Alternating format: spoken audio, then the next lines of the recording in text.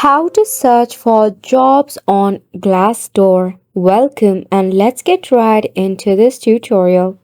In order to search for jobs on Glassdoor, it is pretty simple.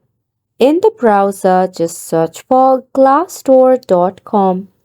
You'll be redirected to its official webpage.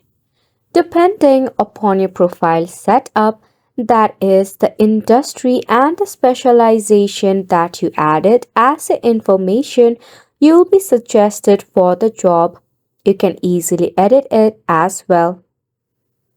Now to search for jobs at the top, tap on the jobs section. Then in the search bar, type in the keyword of the job that you are looking for. For a filter, you can also select the location, after which Glassdoor will suggest you all of the job alert regarding the specific job title that you searched for.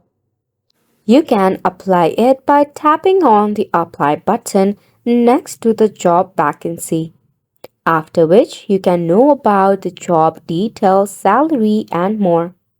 And it's a wrap for the video as well. Thank you so much for tuning in.